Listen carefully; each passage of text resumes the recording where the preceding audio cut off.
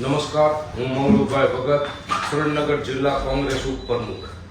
મારે થાનગઢ શહેરની અંદર જે જીએસટી બાબતે હમણાં જીએસટીના અધિકારીઓ લગભગ 15 દિવસથી ગામની અંદર આટા ફેરા મારી રહ્યા છે અને મોટા મોટા માછલાઓને પકડી અને મોટા મોટા 5, 10, 15 કરોડના તોડ કરી ગયા છે.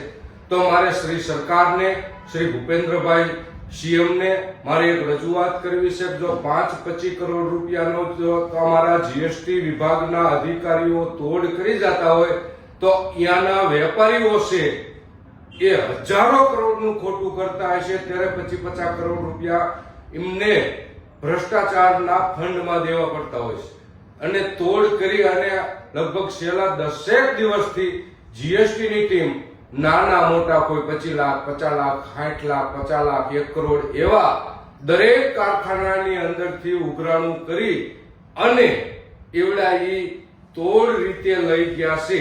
એના પ્રૂફ સાથે 2 દિવસ પહેલા છાપામાં પણ આવ્યું હતું.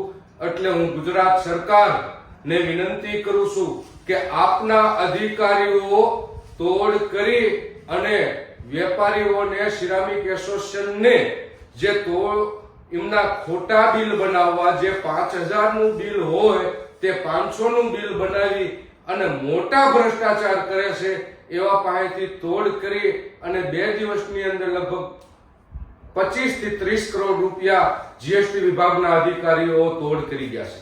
એટલે મહેરબાની કરી અને હું જિલ્લા કલેક્ટર સાહેબને પણ એક રજૂઆત મૌખિક કરું છું કે મહેરબાની સાહેબ કરી અને આપ સરકારમાં સારી એવી રજૂઆત કરો કે અમારા ઉદ્યોગપતિ જે છે તે મોટા મોટા ભ્રષ્ટાચાર કરી 5000 નું બિલ, 500 નું બિલ બનાવે, 5000 નો માલ હોય, 4000 નો માલ હોય, 400 નું બિલ બનાવે, બીજા ભૂતિયા ખાતામાં એના પૈસા વેપારીઓ દ્વારા નાખતા હોય છે, આંગળીયા દ્વારા આવતા હોય છે.